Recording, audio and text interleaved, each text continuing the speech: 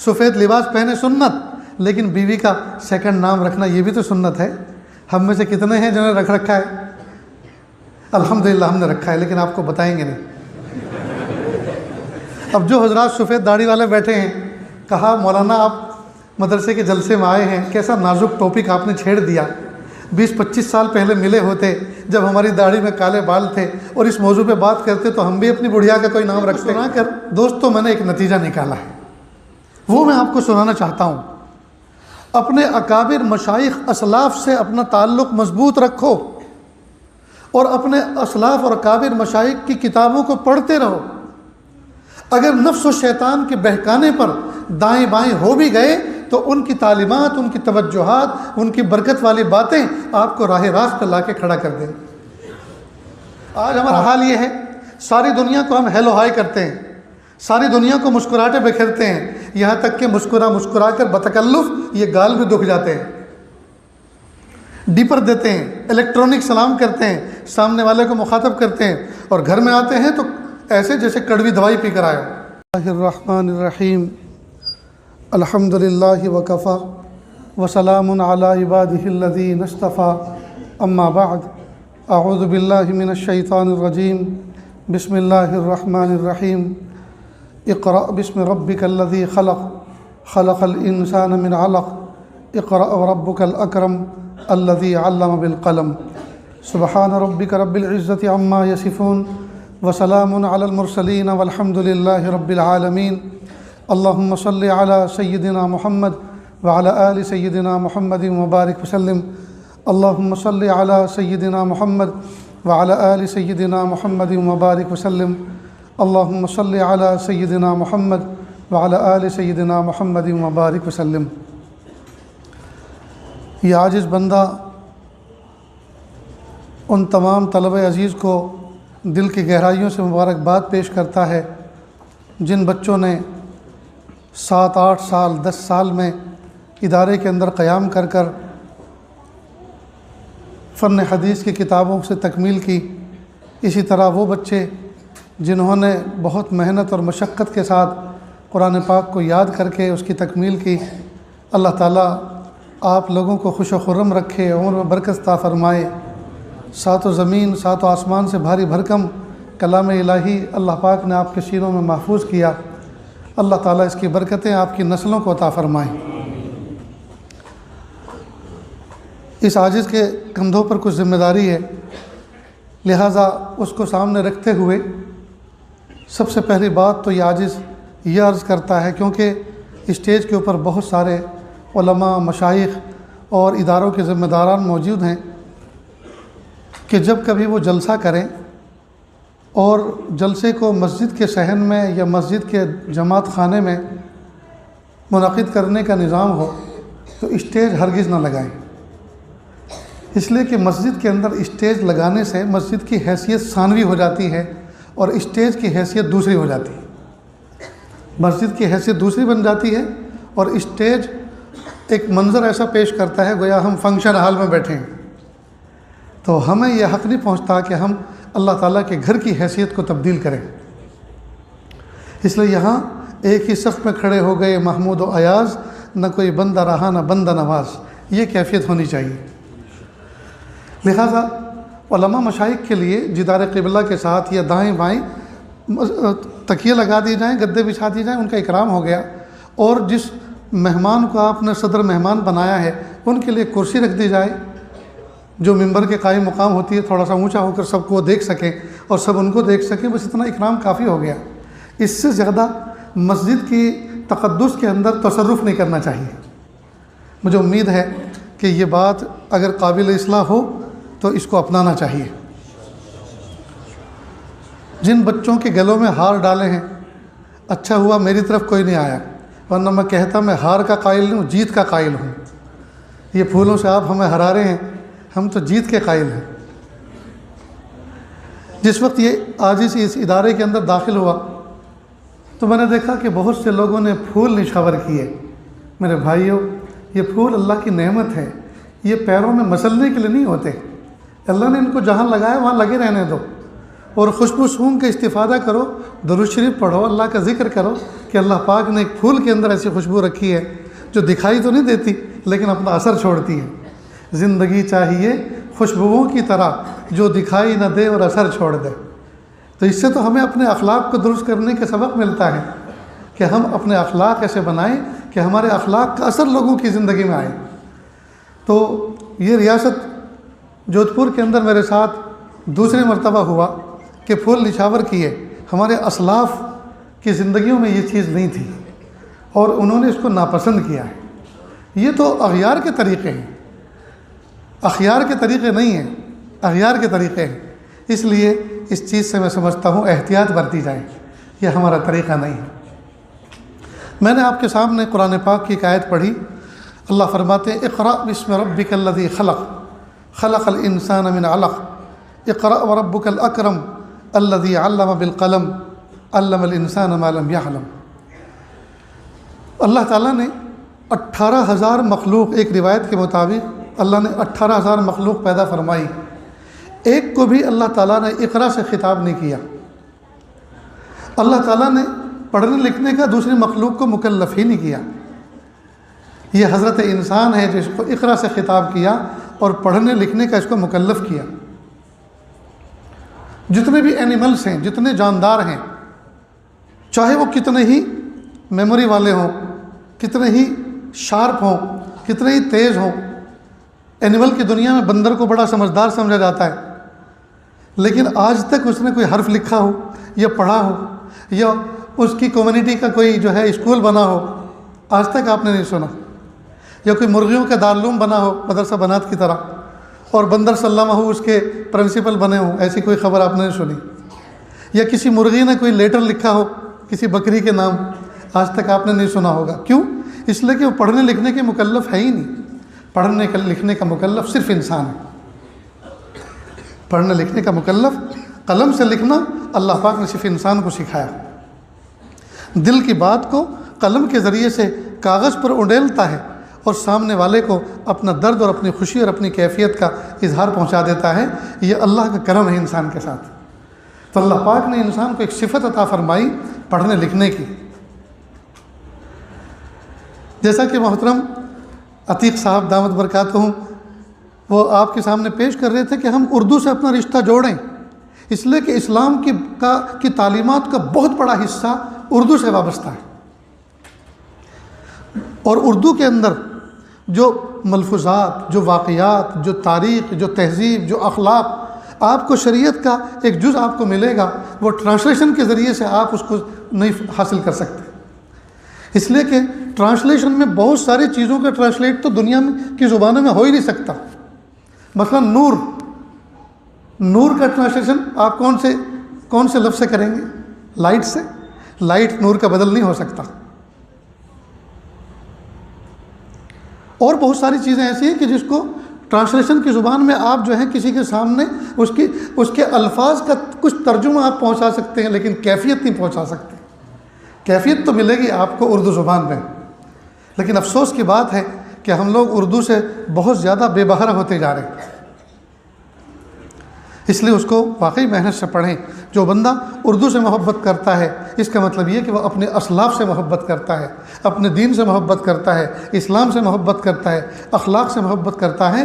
اس لیے کہ جتنا میٹیریل اخلاق سے، انسانیت سے، روحانیت سے متعلق اردو زبان میں، دنیا کی کسی اور زبان میں نہیں۔ بہرحال تو اللہ پاک نے ہمیں پڑھنے کا مخاطب کیا، پڑھنے لکھنے کا مخاطب کیا۔ علم الانسان ما لم یعلم، اللہ نے انسان کو وہ کچھ سکھایا جس کو وہ جانتا نہیں تھا۔ اصل میں اللہ پاک نے انسان کو دو چیزوں کا مجموعہ بنایا، ایک ہے جسم اور ایک ہے روح، اور دونوں کے تقاضے الگ ہیں۔ جسم کے تقاضے الگ ہیں، روح کے تقاضے الگ ہیں۔ جسم کھا کے خوش ہوتا ہے، روح کسی کو کھلا کے خوش ہوتی ہے۔ جسم پہن کر خوش ہوتا ہے، روح کسی کو پہنا کر خوش ہوتی ہے۔ جسم کسی سے خدمت لے کے خوش ہوتا ہے، روح کسی کی خدمت کر کے خوش ہوتی ہے۔ تو روح کے تقاضے اور ہیں، جسم کے تقاضے اور ہیں۔ اسی طرح اس آسمان کی چھت کے نیچے دو علم میدان عمل میں ہیں، ایک ہے دنیاوی علم اور ایک ہے دینی علم۔ دنیاوی علم کا تعلق انسان کے جسم سے ہے، لہٰذا کالج اور یونیورسٹیوں کے اندر جو علوم پڑھائے جا رہے ہیں وہ سارے کے سارے انسان کے جسم سے متعلق ہیں، جسم کو ڈیولپ کرتے ہیں، جسم کو راحت پہنچاتے ہیں۔ کوئی بندہ کالج یونیورسٹی میں جا کر علم طب پڑھتا ہے، ڈاکٹری پڑھتا ہے، تو اس کے ذریعے سے جسم کو راحت پہنچتی ہے۔ انجینئر بنتا ہے، اب انجینئر کے مختلف شعبے ہیں، سول انجینئر بنتا ہے تو انسان کے جسم کو راحت دینے والا مکان ڈیولپ کرتا ہے، اور اگر وہ میکینیکل انجینئر بنتا ہے تو انسان کو راحت پہنچانے والے مشینریز لائن کی جو چیزیں ہیں، چاہے وہ موٹر کار ہو، چاہے اس کی کھیتی باڑی کے آلات ہوں، وہ ان کو ڈیولپ کرتا ہے، ان کو ترتیب دیتا ہے، ان کے ذریعے سے جسم کو راحت پہنچتی ہے۔ لیکن مدارس عربیہ، مدارس قرآنیہ، مکاتب دینیہ میں جو علم پڑھایا جاتا ہے اس کو حاصل کرنے کے بعد بندہ روحانی سکون پاتا ہے، جسم کو بھی راحت پہنچتی ہے، اور مرنے کے بعد تو ہمیشہ ہمیشہ کی راحت ہی راحت ہے اس علم کی برکت سے۔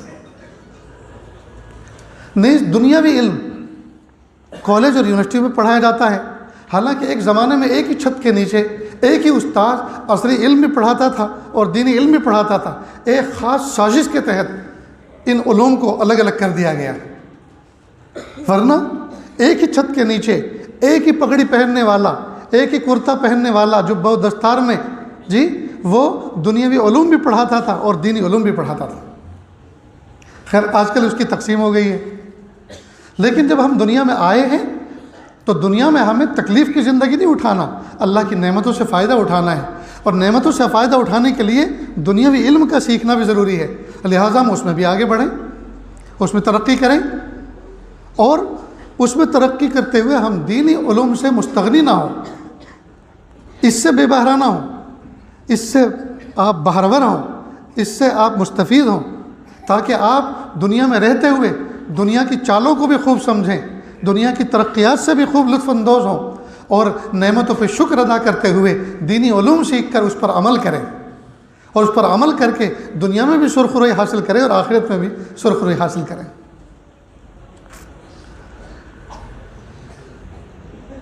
اللہ کا شکر ہے کہ آج یہ عاجز ایک ایسے ادارے میں بیٹھا ہوا ہے جس ادارے کی نسبت حاجی عبدالغفور صاحب رحمۃ اللہ علیہ کی طرف ہوتی ہے۔ ان کی فکروں سے یہ ادارہ وجود میں آیا، چاہے اس کا مرحلہ دوسرا ہو، پہلا مرحلہ اشرف منزل کے اندر رہا ہو، لیکن یہ نسبت حضرت حاجی عبدالغفور صاحب کی۔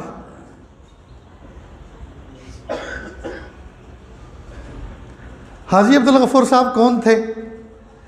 اس عاجز کا اس شہر میں، اس ادارے میں آنا صرف اور صرف ان کی یاد اور محبت میں ہوا ہے، ان کی یاد، ان کی محبت میں آیا۔ اس عاجز کے پاس رمضان تک بالکل بھی وقت نہیں، لیکن سلوٹوں سے وقت اس لیے نکالا کہ یہ نسبت والی جگہ ہے، نسبتوں والی جگہ ہے۔ ابھی میں تقریباً 10-15 دن پہلے واپس لوٹا، 15 دن پہلے ساؤتھ افریقہ کے سفر سے، اور افریقہ کے 3-4 ملکوں کا سفر تھا۔ شاید ہی کوئی مجلس یا کوئی محفل ایسی رہی ہو جہاں حاجی عبدالغفور کا تذکرہ اس عاجز نے نہ کیا ہو۔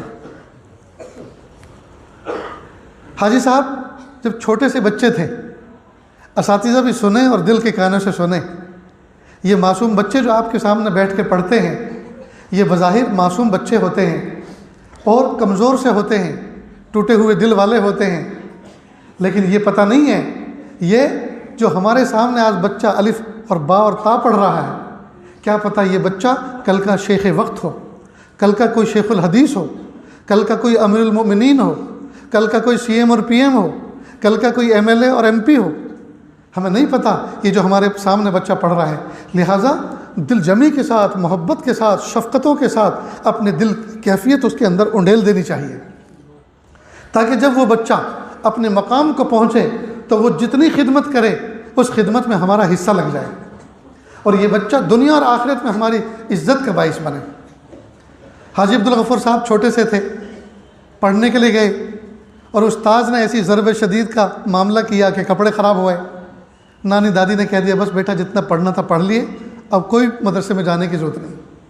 یہاں تک کہ وہ بچپن میں امی رہے، لیکن خود کو شوق اتنا تھا کہ خوب کوشش کرتے رہے، اور اللہ تعالیٰ نے ان کو حروف شناسی کا علم عطا فرمایا، یہاں تک کہ حروف کو جوڑنے توڑنے لگے اور عبارتیں پڑھنے لگے، تاہم لکھنا زندگی بھر نہیں آیا۔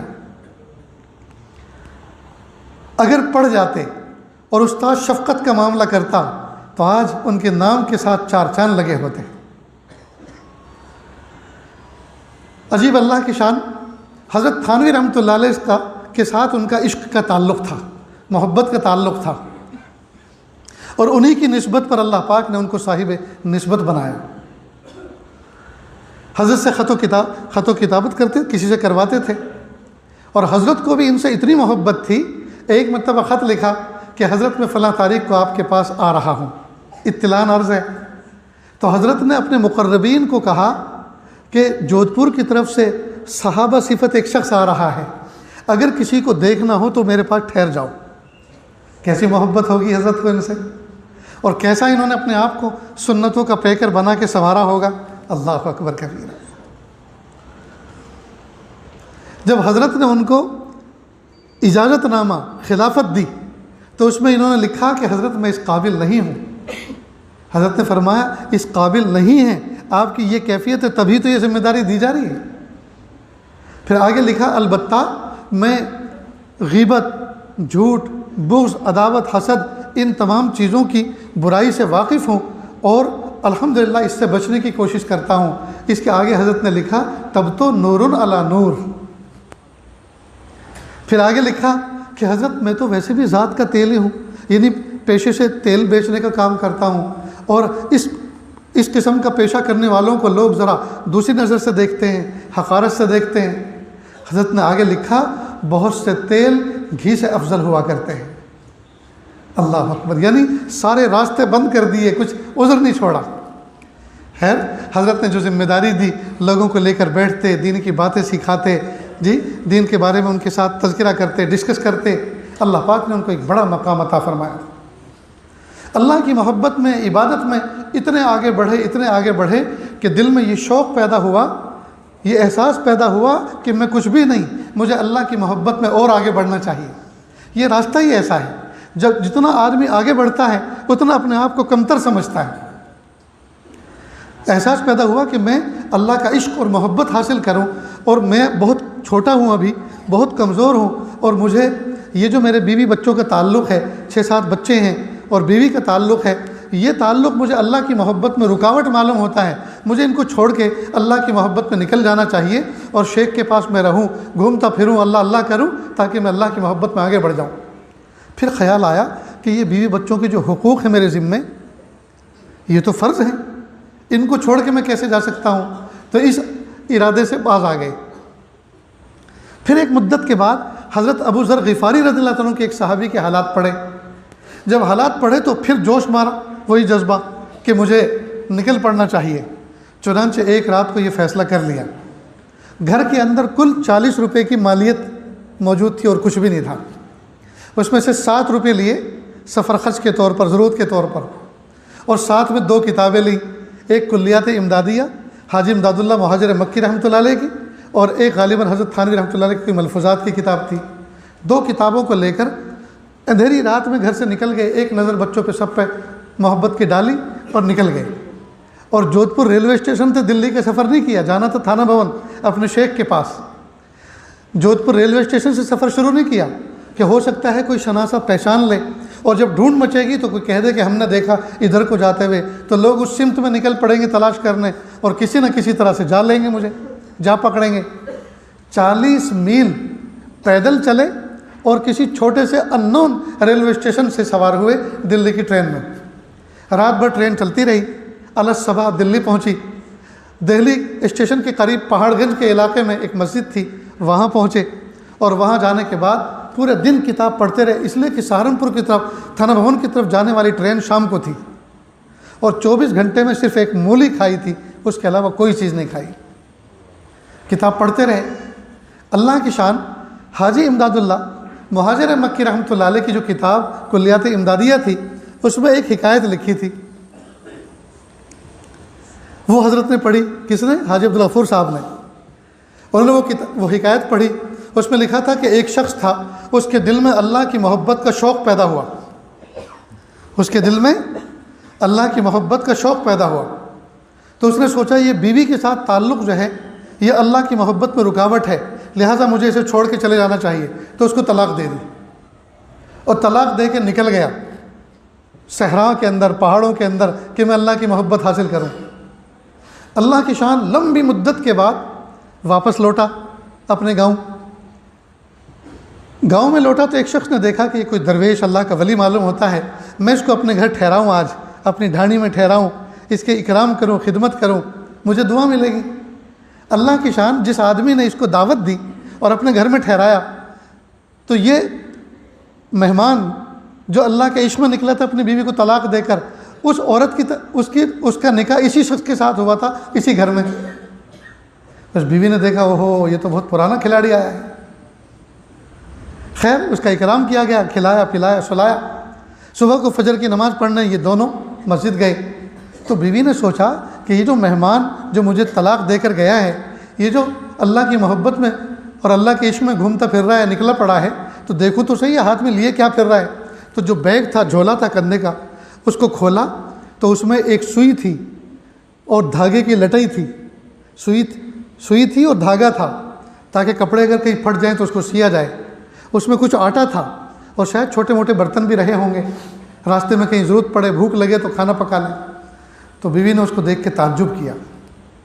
جب وہ فجر کی نماز پڑھ کر آیا نیچی نظر کر کے گھر میں، اور اس کا شوہر بھی آیا اور ادھر کو منہ کر کے بیٹھا تھا، پیچھے سے وہ متعلقہ بیوی آئی اور زور سے ایک دھپ دیا اور کہا یہ جو سب لیے پھر رہا ہے، اس پوری کائنات میں تجھے میں ہی دنیا دکھی تھی کہ مجھے چھوڑ گیا؟ آپ لوگ نہیں سمجھے، اگر سمجھتے ہوئے ہوتے تو کچھ تو چہرے سے تاثر معلوم ہوتا کہ کیا سمجھیں۔ تمہارے باپ بھی ایسے ہونے چاہیے تمہیں چھوڑ کے بھاگ جائیں سب کے سب، تم سمجھدار ہی نہیں ہو۔ اللہ حفاظت فرمائے۔ تو دھپ دیا اور کہا یہ جو تم لیے پھر رہا ہے، اس کائنات میں تجھے میں ہی دنیا دکھائی دی تھی کہ مجھے چھوڑ گیا۔ یعنی بہت بلیغ اشارہ اس نے کیا، اگر تیری یہ ضرورت کی چیز ہے اس لیے پھر رہا ہے، تو میں بھی تو ضرورت کی چیز تھی کہ تجھے حرام سے بچا رکھا تھا، میں تیری حلال بیوی تھی۔ اور اگر میں ضرورت سے زائد چیز تھی، بیکار کی چیز تھی، تو یہ سامان لیے کیوں پھر رہا ہے؟ یہ بھی تو زائد ہے پھر۔ اور اگر تیرا جواب یہ کہ نہیں یہ ضرورت کی چیز تھی، تو میں بھی تو ضرورت کی چیز ہوں، مجھے چھوڑ گیا، اس کو لیے پھر رہا ہے۔ بس یہ حکایت واقعہ جب حاجی عبدالغفور صاحب رحمۃ اللہ علیہ نے پڑھا، فوراً کتاب بند کی اور 14 طبق گویا روشن ہو گئے، اور فوراً احساس ہوا ہائے یہ غلطی مجھ سے بھی تو ہوئی ہے، میں نے طلاق تو نہیں دی لیکن چھوڑ تو دیا نا، میں کس کے حوالے کر کے آیا ان کو؟ اب اگر میں حضرت تھانوی کے پاس اپنے شیخ مکرم کے پاس جاؤں گا اور انہوں نے یہ بات پوچھ لی بچوں کے لیے کیا انتظام کر کے آئے ہو، ان کے نان نفقے کا کیا ہے اور ان کے حقوق واجبہ کا کیا ہے، تو میرے پاس تو کوئی جواب ہی نہیں۔ ڈانٹ پڑے گی وہ الگ، سب کے سامنے رسوائی اور شرمندگی ہوگی وہ الگ۔ لہٰذا چپ چاپ کتاب بند کی اور وہیں سے گھر کی طرف واپس ہو گئے اور جودھ پور آگے۔ آنے جانے میں مکمل 3 دن لگے۔ جب گھر پہنچے تو اہلیہ محترمہ نے ایک دانہ بھی حلق کے نیچے سے نہیں اتارا تھا، رو رو کے برا حال تھا، اور بچے الگ پریشان تھے۔ سب سے آ کر معذرت کی، اللہ کے لیے مجھے معاف کر دو، بہت بڑا دھوکہ میں نے تمہیں دیا۔ اس واقعے کو سنا کر دوستوں میں نے ایک نتیجہ نکالا ہے، وہ میں آپ کو سنانا چاہتا ہوں۔ اپنے اکابر مشائخ اسلاف سے اپنا تعلق مضبوط رکھو اور اپنے اسلاف اور اکابر مشائخ کی کتابوں کو پڑھتے رہو۔ اگر نفس و شیطان کے بہکانے پر دائیں بائیں ہو بھی گئے تو ان کی تعلیمات، ان کی توجہات، ان کی برکت والی باتیں آپ کو راہ راست پہ لا کے کھڑا کر دیں گے۔ آپ ہمیشہ گمراہ نہیں رہ سکو گے۔ وقتی طور پر اگر کچھ ہو بھی گیا، وقتی طور پر، تو اللہ تعالیٰ ان کی صحبتوں کی برکات سے، ان کی توجہات سے اور ان کی تعلیمات کی روشنی میں آپ کو ایسی گائیڈ لائن اللہ عطا فرما دیں گے کہ آپ کے سامنے آپ کا دھوکہ کھل جائے گا۔ تو ویسے یہ بات تو بڑی اچھی لگ رہی ہے، محبت والی، کہ اللہ کی محبت، اللہ کے عشق میں آگے بڑھنا چاہیے، لیکن وہ عشق ہی کیا جو اللہ کے حقوق کو پامال کر کے حاصل کیا جائے، وہ محبت ہی کیا جو اللہ کے احکام کو تروڑ مروڑ کر پیش کیا جائے یا حاصل کیا جائے۔ اس لیے دوستو ہمیشہ یاد رکھیں، اللہ کے محبوب صلی اللہ علیہ وسلم کی سنت پر ہم عمل کریں، احکام شریعت کو اچھی طرح سمجھیں اور اپنا تعلق اپنے اسلاف، اپنے اکابر، اپنے مشائخ، علماء، صلحاء کے ساتھ جوڑ کے رکھیں۔ جس زمانے میں انسان تھوڑے سے تھے اور ان کے مسائل و پرابلم بھی تھوڑی سی تھی، اس زمانے میں 2 نبی آیا کرتے تھے، اور جب کہ انسانوں کا وجود بڑھ گیا، پرابلم بڑھ گئے، پریشانیاں بڑھ گئیں، اب پوری دنیا میں 1 نبی بھی نہیں۔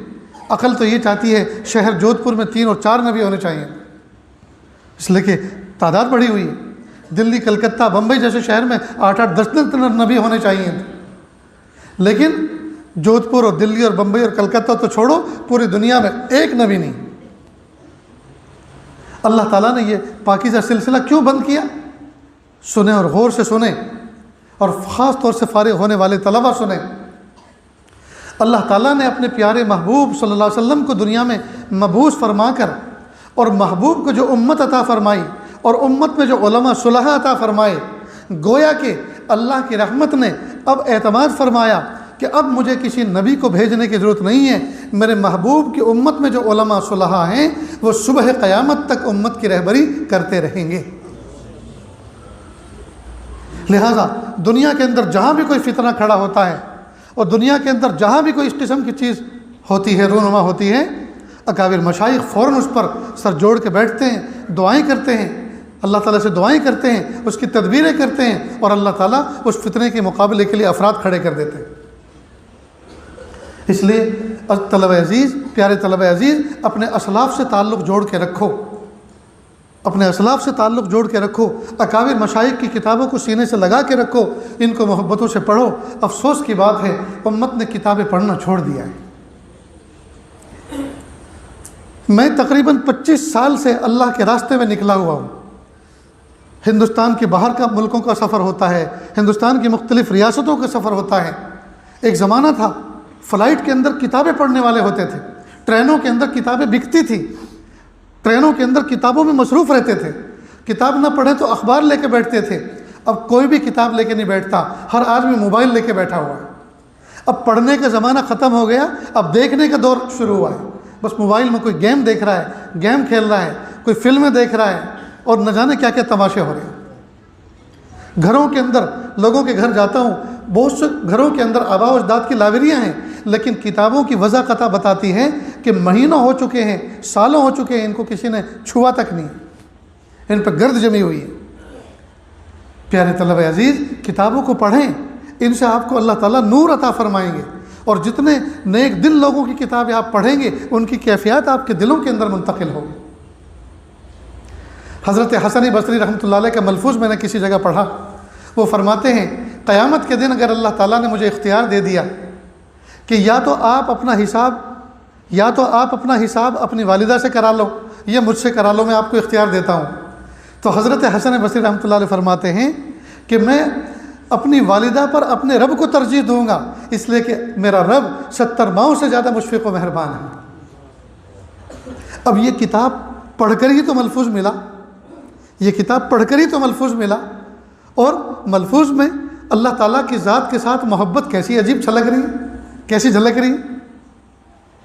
پیارے طلبہ عزیز، آپ کتابیں پڑھیں گے، کئی مرتبہ ہمارے اسلاف نے راتوں کو کتابیں پڑھیں، اور راتوں کو جب کتاب پڑھتے تھے تو کئی مرتبہ جھوم جاتے تھے اور کہتے تھے کہاں ہیں بادشاہ، کہاں ہیں بادشاہ نواب لوگ، کہاں ہیں مالدار لوگ، ان کو کہاں زندگی میں لطف مل رہا ہوگا جو کچھ ہمیں کتابیں پڑھنے میں مل رہا ہے۔ کتابیں پڑھ کر ان کے دل کی رگی کھلتی تھی، ان کا دماغ روشن ہوتا تھا، اللہ کی ذات پر یقین ہوتا تھا، روح کو بالغگی اور روح کو عروج ملتا تھا۔ لیکن یہ کب ہوگا؟ جب کہ ہم اپنے اسلاف سے جڑیں، اپنے اسلاف کے ساتھ تعلق رکھیں، اور ان کے اسلاف کی نگرانی میں ہم مطالعہ جاری رکھیں۔ پھر دیکھیے اللہ تعالیٰ علم نافع عطا فرمائیں، اور علم نافع کہتے ہی اس کو ہیں جس علم کے بعد عمل کی توفیق ہو جائے، وہ ہے علم نافع۔ جس علم کے پڑھنے کے بعد عمل کی توفیق مل جائے وہ علم نافع ہے، ورنہ پھر معلومات ہیں، اور معلومات تو بہت سو کے پاس ہو سکتی ہے۔ اصل تو معلومات کو ہم معمولات میں تبدیل کریں، جو کچھ پڑھا ہوا ہے اس کو عمل میں لائیں، یہ ہے ہمارا کمال۔ ہم اپنے اخلاق کو اچھا کریں، اپنے کردار کو اچھا کریں، ہم حقوق کو پہچانیں، اپنے ماں باپ کے احترام کو پہچانیں، پڑوسیوں کے احترام کو پہچانیں اور انسانیت کی خدمت میں اپنے آپ کو پیش کریں جی، اور بھائی بہنوں کے حقوق کو پہچانیں۔ ازدواجی زندگی، اسلامی ازدواجی زندگی کسے کہتے ہیں اور ازدواجی زندگی کی برکات کیا ہوتی ہیں اور ازدواجی زندگی کے اندر مراحل کون کون سے ہوتے ہیں، ہم ان کو سمجھیں، ہم ان کو سیکھیں۔ میں کہا کرتا ہوں نکاح کی محفلوں میں عام طور پر کہ نکاح تو اسلام نے انتہائی آسان بنایا ہے، یہ تو مالداروں کے چوچلوں نے اس کو مہنگا کر دیا ہے، ورنہ اتنا آسان ہے، اتنا آسان ہے۔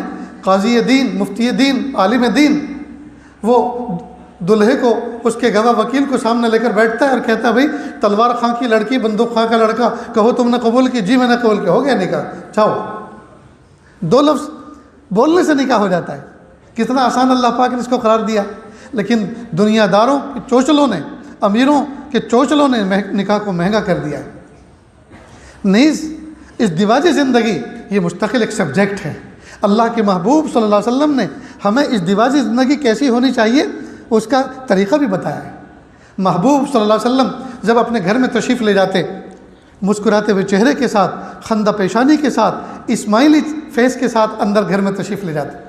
حضرت ماں خدیجہ الکبریٰ رضی اللہ تعالیٰ کے گھر میں ایک مرتبہ داخل ہوئے، یعنی جس گھر میں حضرت ماں خدیجہ الکبریٰ رضی اللہ رہ رہی تھی تو محبوب صلی اللہ علیہ وسلم اس میں داخل ہوئے، اور آج عام طور پر جو عادت تھی مسکراتے ہوئے چہرے کے ساتھ، خندہ پیشانی کے ساتھ انٹر ہوتے تھے، آج اس کے بالکل خلاف، کیونکہ لوگوں نے کچھ مس بیہیو کیا تھا گھر کے باہر تو اس کا دل پر اثر تھا، تو اترے ہوئے چہرے کے ساتھ اندر داخل ہوئے۔ تو حضرت ماں خدیجہ الکبریٰ رضی اللہ عنہا فرمایا ارے آج کیسے آپ داخل ہو رہے ہیں گھر میں، آپ تو اس طرح سے داخل نہیں ہوتے۔ محبوب کا احساس ہوا، فوراً یو ٹرن لیا اور باہر نکل کر پھر دوبارہ آئے مسکراتے ہوئے چہرے کے ساتھ۔ تو حضرت ماں خدیجہ الکبریٰ رضی اللہ عنہا نے فرمایا کہ ہاں اب ہوئی نا کوئی بات۔ معلوم ہوا مسکراتے ہوئے چہرے کے ساتھ، خندہ پیشانی کے ساتھ، سلام کے ساتھ گھر میں داخل ہونا یہ محبوب کا طریق تھا۔ آج ہمارا حال یہ ہے، ساری دنیا کو ہم ہیلو ہائی کرتے ہیں، ساری دنیا کو مسکراہٹیں بکھیرتے ہیں، یہاں تک کہ مسکرا کر بتکلف یہ گال بھی دکھ جاتے ہیں، ڈیپر دیتے ہیں، الیکٹرانک سلام کرتے ہیں، سامنے والے کو مخاطب کرتے ہیں، اور گھر میں آتے ہیں تو ایسے جیسے کڑوی دوائی پی کر آئے، گھر میں آتے ہیں تو ایسے جیسے کمانڈر بن کر آئے، اور جس کی کسی پہ نہیں چلتی وہ اپنے کمزور بیوی بچوں پہ چلاتا ہے۔ ہائے ہائے کتنا برا معاملہ کرتے ہیں۔ ہمیں چاہیے کہ ہم اپنی بیویوں کے ساتھ حسن سلوک کا معاملہ کریں۔ وہ کوئی جانور نہیں ہے جس کو ہم خرید کے لائے ہیں، وہ کوئی باندی اور کوئی غلام نہیں ہے جس کو ہم خرید کے لائے ہیں، وہ کسی باپ کے دل کا سکون ہے، کسی باپ کے دل کا ٹکڑا ہے، کسی ماں کی آنکھوں کی ٹھنڈک ہے، کسی بھائی کی عزت و ناموس ہے۔ وہ اتنی ساری حیثیتوں کو چھوڑ کر اللہ کا حکم سن کر کہ میرا نکاح ہو چکا، اب مجھے بقیہ زندگی کسی شوہر کے ساتھ گزارنی ہے، اس کی خدمت کے ساتھ گزارنی ہے، وہ حکم سن کر آئی ہے جی، تو اس کا مرتبہ، اس کا مقام تو بہت اونچا ہے۔ وہ ہمارے گھر میں بیڈ تلاش کرنے نہیں آئی کہ اپنے گھر پہ زمین پہ سوتی تھی اور ہمارے گھر میں بیڈ پہ سونے کے لیے آئی ہے۔ وہ ہمارے گھر میں کھانا روٹی تلاش کرنے نہیں آئی کہ گھروں میں فاقے ہوتے تھے اور آپ کے گھر کھانا ملے گا، اللہ کا حکم سن کر وہ آئی، تو ہمیں اس کے ساتھ اس طرح کا برتاؤ کرنا چاہیے۔ تو اللہ کے محبوب صلی اللہ علیہ وسلم نے ہمیں یہ بھی سکھایا ہم اپنے بیویوں کے ساتھ کیسا سلوک کریں، ہم اپنی بیویوں کے ساتھ محبت کیسے کریں۔ چنانچہ حضرت ماں عائشہ صدیقہ رضی اللہ تعالیٰ عنہ ایک مرتبہ پانی پی رہی تھی پیالے میں، اللہ کے محبوب صلی اللہ علیہ وسلم گھر میں داخل ہوئے اور فرمایا حمیرہ ذرا ہمارے لیے بھی پانی بچا دینا۔ اب گھر تو تھا ماں عائشہ صدیقہ رضی اللہ تعالیٰ عنہ کا، تو آپ صلی اللہ علیہ وسلم نے حمیرہ جو کہا یہ کیا تھا؟ اصل میں یہ حضرت ماں عائشہ صدیقہ رضی اللہ تعالیٰ عنہ کا یہ سیکنڈ نام تھا جو محبت میں اللہ کے محبوب صلی اللہ علیہ وسلم نے حضرت ماں عائشہ صدیقہ رضی اللہ تعالیٰ عنہ کا یہ نام رکھا تھا، جس کو تنہائی میں کبھی اس نام سے پکارا کرتے تھے۔ معلوم ہوا مسواک کرنا سنت، خوشبو لگانا سنت، مرد حضرات سر پہ دستار باندھے سنت، سفید لباس پہنے سنت، لیکن بیوی کا سیکنڈ نام رکھنا یہ بھی تو سنت ہے۔ ہم میں سے کتنے ہیں جنہوں نے رکھ رکھا ہے؟ الحمدللہ ہم نے رکھا ہے، لیکن آپ کو بتائیں گے نہیں۔ اب جو حضرات سفید داڑھی والے بیٹھے ہیں، کہا مولانا آپ مدرسے کے جلسے میں آئے ہیں، کیسا نازک ٹاپک آپ نے چھیڑ دیا، 20-25 سال پہلے ملے ہوتے جب ہماری داڑھی میں کالے بال تھے اور اس موضوع پہ بات کرتے تو ہم بھی اپنی بڑھیا کا کوئی نام رکھتے۔ کوئی بڑھیا سا. اب آپ بڑھاپے میں ہماری محبت کو للکار رہے ہو. تو اللہ کے محبوب صلی اللہ علیہ وسلم نے حضرت عائشہ صدیقہ رضی اللہ تعالیٰ عنہ کا ایک پیارا نام رکھا تھا حمیرہ، جس کا انگلش میں ترجمہ ہوتا ہے پنکی، سرخ سفید. جس سرخی میں سفیدی مائل ہو وہ پنک کلر کہلاتا ہے، اور جو پنک کلر ہو اس کو پنکی، اس کلر والے کو پنکی کہتے ہیں، پنکی کلر. اور اس کا ترجمہ گجراتی میں ہے لال گوری. جی گجراتی میں ترجمہ اس کا ہے لال گوری. اب آپ کی سندھی زبان میں کیا ہوگا وہ آپ جانیں. بہرحال اللہ کے محبوب صلی اللہ علیہ وسلم نے ہمیں یہ بھی سکھایا ہم اپنی اہلیاؤں کے ساتھ اس طرح کا برتاؤ کریں. تو جب پانی یہ کہا کہ ذرا بچا دینا، تو وہ پیالہ اللہ کے محبوب صلی اللہ علیہ وسلم کی طرف انہوں نے بڑھا دیا. اللہ کے محبوب صلی اللہ علیہ وسلم اپنے دست مبارک میں اس کو لیا اور پوچھا حمیرہ آپ نے کدھر ہونٹ لگا کے پیا تھا؟ حضرت عائشہ صدیقہ رضی اللہ عنہا نے فرمایا ادھر سے. تو انہوں نے اس کو گھمایا اور وہی اپنے لب مبارک لگا کے پانی نوش فرمایا جہاں سے عائشہ صدیقہ رضی اللہ عنہا نے نوش فرمایا تھا. کتنی محبت بڑھی ہوگی حضرت عائشہ صدیقہ کے دل میں اللہ کے محبوب صلی اللہ علیہ وسلم کی. اللہ اکبر. میرے بھائیوں، ریاست راجستھان کے بہادروں، اپنی بیویوں کو، اپنی گھر والیوں کو نوکرانی مت سمجھو. ان کے ساتھ محبت کا معاملہ کرو، الفت کا معاملہ کرو. میں ڈھانیوں کے اندر جا کر آیا ہوں، میں دیہاتوں کے اندر جا کر آیا ہوں. جی کتنی جہالت ہے اور کتنی غفلت ہے اور کیسی زندگی ان کی گزر رہی ہے. میں اس کا ایک اندازہ رکھتا ہوں. اللہ کے واسطے اپنے گھروں کو اسلامی، دینی اور اللہ کے محبوب صلی اللہ علیہ وسلم کی سنتوں پر عمل کرنے والا بناؤ. اپنے گھروں کے اندر محبتوں کو جوان کرو. میاں اور بیوی کا تعلق حاکم اور محکوم کا نہیں ہے، بلکہ عاشق اور معشوق، حبیب اور محبوب کا ہونا چاہیے. میاں بیوی کا تعلق حاکم اور محکوم کا نہیں، عاشق و معشوق، حبیب اور محبوب کا ہونا چاہیے. آپ دن بھر کام کاج میں رہو، شام کو آنے کے بعد اپنی بیوی بچوں کے ہو کر رہو. آج بچے اپنے ماں باپ کی تربیت، اپنے اسلاف کی، اپنے آباء و اجداد کی تربیت پر اس لیے نہیں آ رہے کہ جہالت کے گھنگور گھٹا چھائی ہوئی. باپ اپنے بچوں کو لے کر نہیں بیٹھتا، شاید دسترخوان پر ایک ساتھ لے کر بیٹھنے کا موقع نہیں ملتا کہ اس وقت بیٹھیں. بچوں سے پوچھا بیٹا آج تم نے کیا پڑھا، آج تمہارا سبجیکٹ کیا تھا، آج تمہارا سبق کیا تھا، آج استاذ نے تمہیں کیا تربیتی بات سنائی. اور خود کچھ سنا ہو، کسی جلسے میں کسی بیان میں گیا ہو، خود کچھ پڑھا ہو تو اپنے بچوں کو سنائیں. بیٹا میں نے زندگی گزارنے کا ایک عجیب نسخہ ایک کتاب میں پڑھا، میں آپ کو سامنے سنا رہا ہوں. بچہ اس کو سنے گا، اس پر عمل کرے گا. فرصت ہی نہیں ہے، دن بھر کام کاج میں رہتے، راتوں کو فون لے کر پڑ جاتے ہیں اور بیوی کو نہیں دیکھتے، فون کو دیکھتے ہیں. حالانکہ جو چیز فون میں دیکھ رہے ہیں وہ فزیکل طور پر بیوی موجود ہے، لیکن حرام لذات لے رہے ہیں، حلال لذت نہیں لے رہے. اس لیے دوستو میں ایک دو باتیں اس سلسلے سے آپ کو کہہ رہا ہوں، ذرا اس کو دھیان سے سنیں. اپنی بیویوں سے، اپنی گھر والیوں سے محبت کا معاملہ اختیار کریں، الفت کا معاملہ اختیار کریں. خود بھی صاف ستھرے رہیں، بیوی کو بھی صاف ستھرا رہنے کا حکم دیں. اب جب مرد کا یہ حال ہو، کھیتی باڑی میں اور فیکٹریوں میں اور کمپنیوں میں اور گیریج میں کام کر کے بالکل سڑا بھسا ہوتا ہے، گھر میں پہنچتا ہے انہی لباس کے ساتھ تھکا ہارا گدھے کی طرح سو جاتا ہے، اور وہ سوچتا ہے اسی حال میں اپنی بیوی سے پیار محبت کروں. جب اس کے اندر بغلوں میں مرے ہوئے کتے کی بدبو آ رہی ہے تو بیوی خواہ کس سے محبت کرے گی؟ اور یہی حال بیوی کا ہے، وہ بھی کچھ کم نہیں ہے اس سے. جی اس میں بھی بدبو آ رہی ہے. اب وہ سوچتی ہے کہ یہ مجھ سے محبت نہیں کر رہا، کروٹ لے کے ادھر کو پڑ جاتا ہے، اور پھر پتہ نہیں کس کس باپو کے پاس اور عامل کے پاس ڈھونڈتی پھرتی ہے کوئی ایسا تعویذ بنا دو کہ میرا شوہر میرا ہو جائے. ارے تو خود اتنا بڑا جادو ہے کہ پتہ نہیں کس کس کو اپنا بنا لیتی ہے. اگر نکل جائے گھونگھٹ اٹھا کر بازار کی طرف تو پتہ نہیں تیرے کون کون ہو جائیں، تو ایک شوہر کو اپنا نہیں بنا سکتی. اس کی وجہ یہ ہے کہ صفائی ستھرائی نہیں. روزانہ غسل کا اہتمام کریں، صاف ستھرا رہنے کا اہتمام کریں. کیا مجال کہ میاں بیوی آپس میں محبت نہ کریں. میں عام طور پر نکاح کی محفل میں اس طرح کی بات کہتا ہوں نوجوانوں سے شہروں میں کہ بیوی کو ایک ریلائنس فون نے ایک سلوگن نکالا تھا، کر لو دنیا مٹھی میں. ہم نے اس کے مقابلے میں کہا تھا کر لو بیوی مٹھی میں، کر لو بیوی مٹھی میں.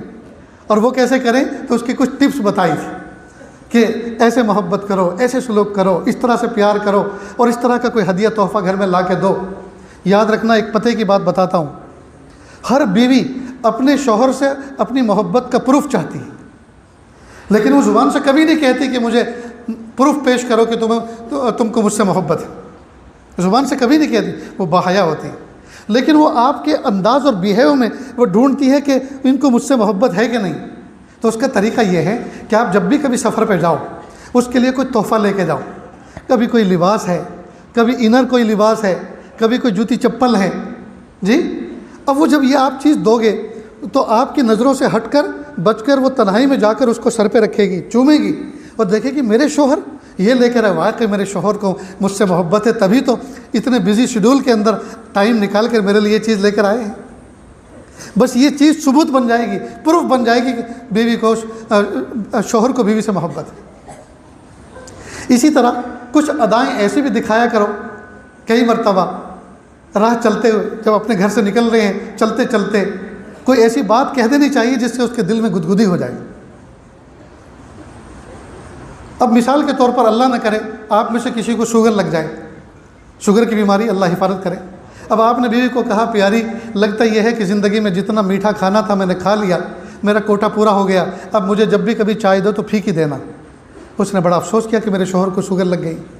اب 2-3 دن اس نے پھیکی دی اور ایک دن اس نے میٹھی دے دی بھول سے۔ اب آپ نے جب اس کو پیا تو ایک طریقہ تو یہ ہے کہ آپ اس کو ڈانٹیں، مار دے مجھے، زہر دے دے مجھے، تو یہی چاہتی ہے نا کہ شوگر ہوگا یہ مر جائے، مجھے کوئی دوسرا دلہا ملے گا۔ اب ایک انداز تو بات کرنے کا یہ ہے، اس سے اس کا دل ٹوٹے گا۔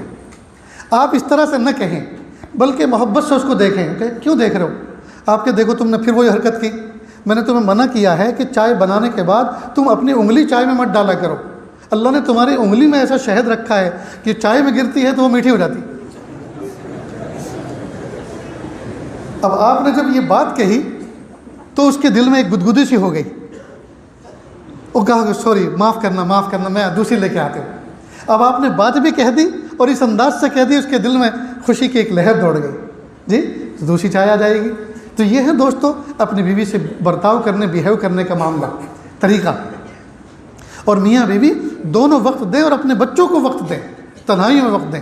بہرحال تو ضرورت ہے اس بات کی ہم اہل علم حضرات سے، اہل اللہ سے اپنا تعلق باقی رکھیں ہیں۔ اب اردو کو پڑھیں، اردو کی کتابیں اپنے گھر میں لا کے رکھیں، اور اسلاف کی کتابوں کو پڑھ کے، ان کے ملفوظات کو پڑھ کر، دینی حقوق اور تعلیمات کو پڑھ کر ہم آگے بڑھیں۔ پھر دیکھیے ہمارے گھر کے اندر اسلام چلتا پھرتا نظر آئے گا، اور ہمارے وجود کے اندر اسلام چلتا پھرتا نظر آئے گا۔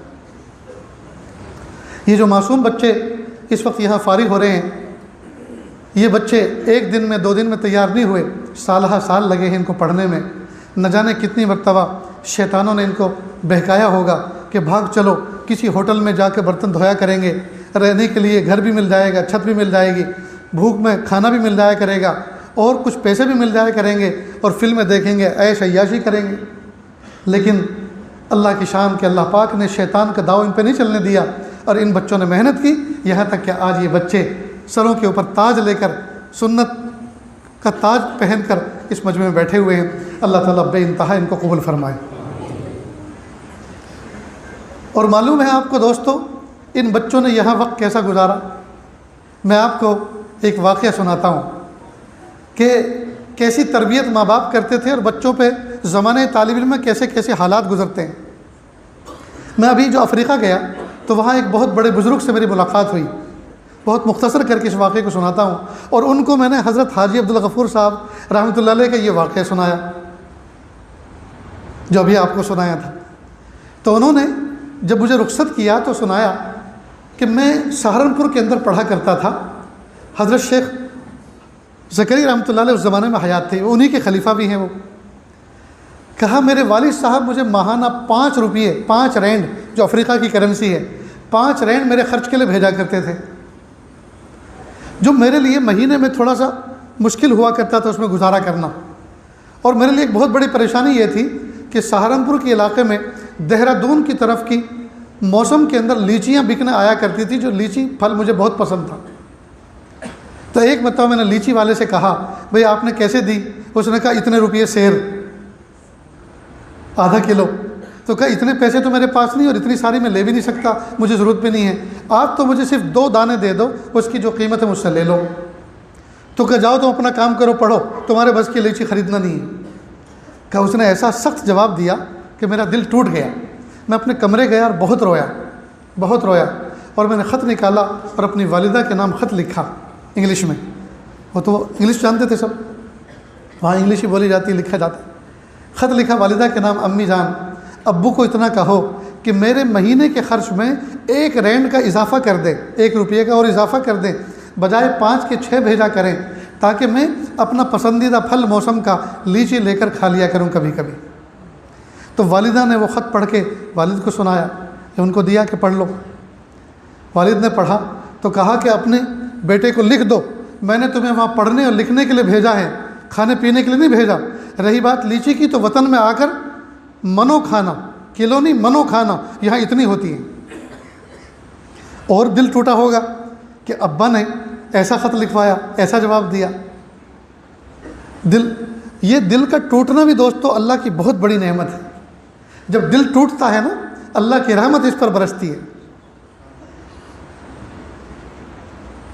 شیشہ ٹوٹے غل مچ جائے، دل ٹوٹے آواز نہ آئے۔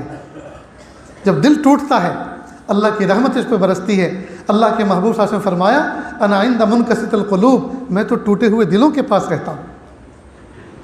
تو طلبہ کرام کے بہت سی مرتبہ دل ٹوٹتے ہیں، کئی مرتبہ استاد کے سخت و سست کہنے پر، کئی مرتبہ کسی ساتھی کے سخت و سست کہنے پر، کئی مرتبہ زندگی کے کچھ حالات پر دل ٹوٹتا ہے۔ تو جب دل ٹوٹتا ہے اللہ یاد آتے ہیں، اور جب اللہ یاد آتے ہیں جی اللہ کا قرب، اللہ کی محبت ملتی ہے۔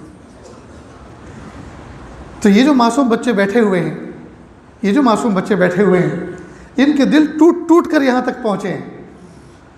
بایزید بستامی رحمۃ اللہ علیہ کا واقعہ میں آپ کو سناتا ہوں۔ وہ چھوٹے سے بچے تھے، ان کے والد صاحب کا بچپن میں انتقال ہو گیا۔ جب انتقال ہو گیا، والدہ نے سوچا گھر میں کوئی مرد تو ہے نہیں کہ وہ کمانے کی ذمہ داری لے، تو وہ امیروں کے گھر میں جاتی اور جھاڑو پوچھا کر کے 2 روٹی 2 پیسے ان کو ملتے، اس سے اپنا بھی پیٹ پالتی، اپنے بچے کا بھی پیٹ پالتی۔ لیکن جب وہ لوٹ کر آتی کام کر کے تو دیکھتی کہ محلے کے اندر بچہ مٹی میں بچوں کے ساتھ کھیل رہا ہے، تو افسوس کرتی کہ یہ خدمت تو میرے ذمہ تھی کہ میں اس کی تربیت کرتی، اور کمانے کی ذمہ داری میرے شوہر کی تھی۔ اب شوہر تو اللہ کی رحمت میں پہنچ گئے، اب کمانا میرے لیے لابدی ضروری ہے، اب اس بچے کی تربیت کا کیا ہوگا؟ بہت دعا کی، بہت غور کیا، پتہ چلا کہیں پہاڑ کے دامن میں ایک مسجد ہے تھوڑے فاصلے پر، وہاں ایک قاری صاحب ہے جو بچوں کو دین پڑھاتے ہیں۔ چنانچہ ایک دن اپنے بچے کو نہلا دھلا کر، سیاہی سرما لگا کر، ہاتھ پکڑ کر لے کر گئیں کہ چلو بچہ وہاں تمہیں لے کے جا رہی ہوں میں، جہاں بہت بڑا انسان بنتے ہیں۔ اب چھوٹا بچہ کیا جانے، اب وہ کھیلتا کودتا جا رہا ہے، امی کے ہاتھ پکڑائے، اپنا ہاتھ امی کے ہاتھ میں دیے ہوئے، اور ماں اس کو کہہ رہی ہے کہ میں تمہیں بڑا انسان بنانے کے لیے چھوڑنے جا رہی ہوں۔ خیر مسجد کے دروازے پہ پہنچی، چادر میں لپٹی ہوئی تھی، استاذ کو احساس ہوا کوئی باحیا عورت کھڑی ہے، وہ بھی دروازے پر گئے اور ایک طرف کو منہ کر کے اس سے مخاطب ہوئے کہ بہن کیسے آنا ہوا؟ کہا یہ میرا معصوم بچہ ہے، میں اس کو آپ کے پاس تعلیم کے لیے، قرآن پاک کے حافظ بنانے کے لیے یہاں چھوڑنا چاہتی ہوں، کہ آپ اس کو قبول کرنے کے لیے تیار ہیں؟ کہا بہن ہم تو پیدائش لے ہوئے ہیں، امت کے بچوں کو پڑھائیں، دین پڑھائیں، تعلیم دیں، تو آپ کے بچے کو کیوں نہیں پڑھائیں گے؟ کہا بہت اچھا، تو آپ اس کو اپنے پاس رکھ لیں، لیکن ایک بات میری سن لیں کہ یہ بچہ یتیم ہے، اس کے ابا کا سایہ سر سے اٹھ چکا ہے، اس کو گھر آنے کا زیادہ موقع مت دینا، کہیں ایسا نہ ہو یہ گھر آئے اور میری ممتا اور محبت جوش میں آ کر اس کو گھر پہ بٹھا لے کہ شوہر کی یادگار بس ایک یہ بچہ تو میرے پاس ہے، اس کو میں کیوں اپنی نگاہوں سے دور رکھوں، تو کہیں میرا نفس غالب نہ آ جائے، میری محبت غالب نہ آ جائے، اس لیے اس کو گھر آنے کا موقع مت دینا، آج میں اپنی محبت کی چھاتی پر پتھر رکھ کر جا رہی ہوں۔ جب استاد نے یہ بات سنی تو وہ حیران ہو گئے اور سوچا کہ اللہ پاک نے مجھے بہت ساری ڈھیر ساری نیکیاں دے دی اس بچے کی شکل میں، جب میں اس کے سر پہ ہاتھ پھراؤں گا مجھے اللہ تعالیٰ اتنی نیکیاں عطا فرمائیں گے جتنے میرے ہاتھ کے نیچے اس کے سر کے بال ہوں گے، اور میں اس کی خدمت کروں گا، ایک یتیم بچے کی پرورش کا مجھے سعادت ملے گی، برکت ملے گی۔ چنانچہ کہا آپ بالکل فکر نہ کریں، شوق سے محبت سے اپنے گھر جائیں، یہ بچہ انشاءاللہ میں اپنا بچے کی طرح اس کو رکھ کر اس کو پڑھاؤں گا۔ اللہ کی شان پڑھانا شروع کیا، کچھ مہینے گزرے، بچے کو والدہ کی محبت نے تڑپایا۔ ایک دن جمعرات تھی، بچے نے کہا استاذ جی کل تو چھٹی ہے، آج مجھے آپ شام کو چھٹی دے دیں۔ اور میں جمعہ کی شام کو گھر واپس لوٹ آؤں گا، مجھے میری والدہ یاد آ رہی ہے۔ استاذ نے سوچا یتیم بچہ ہے اور دل کے اندر ماں کے دیدار کی تڑپ اٹھی ہوئی ہے، اب میں اس کو منع کیسے کروں؟ لیکن والدہ نے تو کہا تھا کہ اس کو گھر آنے کا موقع مت دینا۔ تو چنانچہ استاذ نے ایک بہانہ تراشا، بچے کو کہا بیٹا تم مجھے اتنا سبق سنا دو، اگر سنا دو گے تو میں تمہیں چھٹی دے دوں گا، اور سبق ذرا زیادہ دیا تاکہ یہ بھول اس کو آئے اور یہ سنا نہ سکے، تو میں فوراً ہی کہہ دوں گا کہ جب تمہیں سبق یاد نہیں تم گھر کیسے جا سکتے ہو۔ بچہ سمجھ گیا، اور طلبہ کتاب سمجھیں یا نہ سمجھیں استاد کو خوب سمجھتے ہیں کہ آج خالہ جان نے ناشتہ کرایا کہ نہیں، چائے دی کہ نہیں، آج استاد کا موڈ کیسا ہے۔ اس لیے اساتذہ کو سمجھ لینا چاہیے، طلبہ کتنا ہی غبی ہو، کتاب سمجھیں یا نہ سمجھیں، استاد کا مزاج اچھی طرح سمجھتا ہے۔ تو بچہ سمجھ گیا کہ استاد نے زیادہ سبق دیا ہے، قرآن پاک کو بند کیا، سینے سے لگایا، استاد کے پاس سے اٹھا، مسجد کے محراب میں جا کر اللہ کی طرف متوجہ ہوا، پیارے اللہ میری امی کی محبت میرے دل میں تڑپ پیدا کر رہی ہے، مجھے ان کی زیارت کرنی ہے، ملاقات کرنی ہے، لیکن پیارے اللہ استاد جی نے سبق زیادہ دے دیا تاکہ میں سنا نہ سکوں، لیکن پیارے اللہ آپ مجھے اگر یاد کرا دیں گے تو مجھے چھٹی مل جائے گی۔ پہلے دل ہی دل کے اندر دعا کی، اس کے بعد قرآن پاک کھول کے یاد کرنا شروع کیا۔ اللہ کی شان، ٹوٹے ہوئے دل پر اللہ کی رحمت برستی ہے، اللہ نے کا فضل شامل حال ہوا، سبق یاد ہو گیا تھوڑی دیر میں۔ اب وہ آیا، استاد کو یقین تھا ذرا سے بھی بھول آئے گی تو میں اٹھا کے فوراً بھیج دوں گا۔ آج تو تمام سبقوں سے اچھا سبق فرفر کر کے سنایا، آج تو بڑی شان کے ساتھ سنایا۔ اب جب سبق پورا ہوا بچے نے کہا استاد جی میں نے شرط پوری کر دی، آپ اپنا وعدہ پورا کریں، مجھے چھٹی دے دیں۔ استاد نے سر پہ ہاتھ پھرایا، ہاتھ چوما، کہا بیٹا جاؤ، امی کو سلام کہنا، دعا کی درخواست کرنا، جاؤ اور کل جلدی لوٹ آنا۔ اب یہ بچہ خوشی خوشی مدرسے سے، مسجد سے نکلا اور کھیتوں اور کھلیانوں میں دوڑتے ہوئے اور دل ہی دل کے اندر اپنی والدہ سے تصور میں بات کرتے ہوئے کہ آج تو امی کے پیچھے جاؤں گا، فوراً ان کی آنکھ بند کر دوں گا اور پوچھوں گا بتاؤ میں کون ہوں، اور آج تو امی کے ہاتھ کا گرم کھانا کھاؤں گا، اور آج تو امی کے ساتھ چمٹ کے سوؤں گا۔ نہ جانے کیا کیا تصور میں جی ایک وہ ماحول جمائے ہوئے اپنے گھر کی طرف رواں دواں تھا۔ جب اپنی دہلیز پر پہنچا، کنڈی اندر سے لگی ہوئی تھی، دروازہ بند تھا اور مغرب کا مؤذن اذان دے رہا تھا، اور والدہ وضو فرما رہی تھی۔ انہوں نے دروازے پہ دستک دی، ماں نے پوچھا کون؟ من دق الباب، کس نے میرا دروازہ کھٹکھٹایا؟ اس نے کہا امی دروازہ کھولو، میں آپ کا باعزید ہوں۔ ماں نے سوچا ہو شاید مدرسہ چھوڑ کے یہ بھاگ کر آیا ہے، میں نے تو استاد کو منع کیا تھا۔ تو فوراً انداز بدل کر کہا میرا بھی ایک باعزید ہے، میں نے تو اس کو بڑا انسان بننے کے لیے ایک استاد کی تربیت میں رکھا ہوا ہے، چھوڑا ہوا ہے۔ اب یہ کون باعزید ہے جو بے وقت آ کر میرا دروازہ کھٹکھٹا رہا ہے؟ یہ والا میرا باعزید نہیں ہو سکتا۔ بس بچے نے جب یہ انداز پہ بات سنی تو سمجھ گیا میرا آنا میری والدہ کو پسند نہیں آیا، فوراً کنڈی چھوڑ دی۔ غور کریں دوستو، اس موقع پر ایک یتیم بچے کو، اکلوتے بچے کو والدہ گھر میں آنے کی پرمیشن نہیں دے رہی، کتنی بڑی اس کی قربانی۔ آج کے ماں باپ سوچیں، آج کہیں ایڈمیشن کرانے کے لیے لے کے جاتے ہیں اور اسی ایڈمیشن کے داخلے پہ ہی پوچھ لیتے ہیں، ایڈمیشن کے موقع پر ہی پوچھ لیتے ہیں چھٹی کا کیا نظام ہے، گھر میں ایک فنکشن ہونے والا ہے، ایک شادی ہونے والی ہے، ہمیں 4 دن کی چھٹی چاہیے۔ اور ایک وہ ماں تھی جس نے کہا تھا گھر آنے کا زیادہ موقع مت دینا۔ بچہ فوراً نیچے اتر گیا اور ٹوٹے ہوئے دل کے ساتھ اپنے مدرسے کی طرف، مسجد کی طرف رواں دواں ہوا۔ ادھر والدہ نے نماز پڑھ کر سجدے میں سر رکھ کر اللہ کے سامنے رونا شروع کیا اور کہا پیارے اللہ میں نے اپنی محبت کی چھاتی پہ پتھر رکھا ہے، اس وقت سر شام ایک یتیم بچہ اپنے گھر پر اپنی ماں کی ملاقات کے لیے آ رہا ہے، میرا فریضہ بنتا تھا کہ میں دروازہ کھول کر اس کو سینے سے لگا لیتی، اس کے سر پہ ہاتھ پھراتی، لیکن پیارے اللہ میں نے آپ کی محبت میں یہ قربانی دی ہے، میری اس چھوٹی سی قربانی کو قبول کر لیجیے اور میرے بچے کو بڑا انسان بنا دیجیے، اپنا ولی بنا لیجیے۔ ادھر وہ بچہ روتا جا رہا، ہائے میری امی نے مجھے اپنی زیارت کا موقع نہیں دیا کیونکہ میں وقت سے پہلے اپنے گھر پر آ گیا تھا، اللہ جی مجھے بڑا انسان بنا دیجئے، والدہ کے کہنے کے مطابق مجھے بڑا انسان بنا دیجئے۔ اور یہ بچہ اپنے مدرسے پہنچ گیا۔ ایک طرف ماں نے اپنے سینے پہ پتھر رکھا، ایک طرف چھوٹے معصوم بچے نے اپنے دل کے ٹکڑے کیے، جی تب جا کر یہ بچہ باعزید بستامی بنا، جس کا تذکرہ آج ہم جودھپور شہر کے اندر اس اللہ کے گھر میں بیٹھ کے کر رہے ہیں۔ میرے بھائیوں، بڑے انسان ایسے ہی نہیں بنا کرتے، بڑے انسانوں کے پیچھے قربانیاں ہوتی ہیں، بڑے انسانوں کے پیچھے جذبات کا خون ہوتا ہے، بڑے انسانوں کے پیچھے نہ جانے دل کیسا چور چور ہوتا ہے، تب جا کر اللہ کا قرب ملا کرتا ہے، تب جا کے اللہ کا قرب ملتا ہے۔ آج میں ان تمام بچوں کو دل سے مبارکباد پیش کرتا ہوں، ان کے والدین کو دل سے مبارکباد پیش کرتا ہوں کہ آپ نے کتنا بڑا فیصلہ لیا کہ آپ نے ان بچوں کو فارغ کیا دین حاصل کرنے کے لیے، علم حاصل کرنے کے لیے۔ پیارے بچوں، اب آپ سے درخواست ہے، ساتوں زمین ساتوں آسمان سے بھاری بھرکم کلام الہی کا نور اپنے سینے میں رکھ کر گناہوں کی گلیوں میں گھومتے مت پھرنا، گناہوں کے مناظر دیکھتے مت پھرنا، اور کاروں اور بہاروں کو دیکھ کر رال مت ٹپکانا۔ یہ کاروں اور بہاروں والے، ان کے دلوں کے اندر اتنے اندھیرے ہیں دوستو، پیارے بچوں میں آپ کو کیا بتاؤں۔ یہ بڑے بڑے کاروں والے اور بہاروں والے اور مرسیڈیز والے، یہ کئی مرتبہ تنہائی میں آتے ہیں، دیکھنے میں تو لگتا ہے یہ کروڑوں پتی ہیں، لیکن موٹے موٹے آنسو بہا کر جب ہم فقیروں سے دعاؤں کی درخواست کرتے ہیں تو پتہ چلتا ہے تو مستحق کے زکوٰۃ ہیں۔ یہ تو 200 کروڑ میں ڈوب گئے ہیں، یہ تو 300 کروڑ میں ڈوبے ہوئے ہیں، یہ تو کار اور ان کا بنگلہ اور ان کا کارخانہ، ان کی فیکٹری سب بیچ دے تب بھی جا کے بینکوں کے قرضے ان کے ادا نہیں ہوں گے، یہ تو مستحق کے زکوٰۃ ہیں۔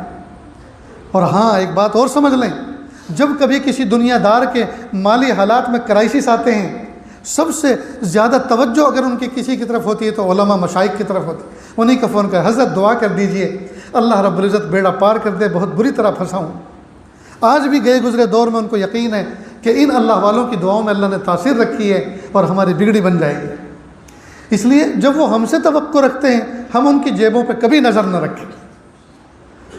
اور ایک بات اور، اہل علم حضرات کی خدمت میں بصد احترام اور بصد ادب احترام یہ درخواست پیش کرتا ہوں کہ آپ سب کے سب حضرات یہ نیت کر لیں، آج ہمارا کوئی دوسرا سیکنڈ آپشن نہیں ہے کمانے کا، یہی تقویٰ ہے، یہی فتویٰ ہے، تنخواہ لیں اور پڑھائیں، دین کی خدمت کریں، لیکن اللہ سے دعا یہ کریں، پیارے اللہ آپ کوئی ایسا انتظام بھی تو کر سکتے ہیں، کوئی مالدار آدمی ہمیں اپنا پارٹنر بنا لے، سلیپنگ پارٹنر، کہ بس آپ تو ہمارے لیے دعا کرتے رہنا اور دعا کر کے ہمارے بزنس میں آپ اپنا حصہ لگا لو، اتنے % ہم آپ کو اپنا سلیپنگ پارٹنر بناتے ہیں۔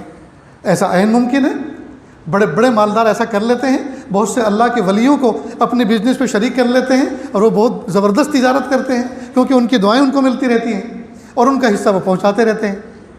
تو ہو سکتا ہے ایسا کچھ ہو، تو نیت کریں اللہ جب آپ ہمیں کوئی سیکنڈ آپشن دے دیں گے مال کا، تو ہم نے جہاں پڑھایا ہے پائی واپس کر دیں گے، تاکہ قیامت کے دن ان صحابہ کرام کی صف میں کھڑے ہونے کا موقع ملے جنہوں نے دین کی خدمت بغیر کسی معاوضے کے کی۔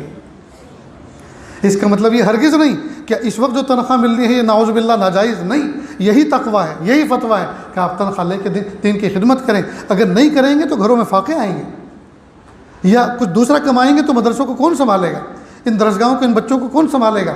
تو تقویٰ بھی یہی ہے، فتویٰ بھی یہی ہے کہ آپ تنخواہ لے کے خدمت کریں، لیکن نیت یہ رکھیں۔ اگر زندگی بھر کوئی ایسا نظام نہیں بن سکا کہ ہم نے لی ہوئی تنخواہ واپس نہیں کی، اتنا مال نہیں ملا، تو انشاءاللہ قیامت کے دن اس نیت کی برکت سے اللہ صحابہ کرام کے صف میں کھڑا کرے۔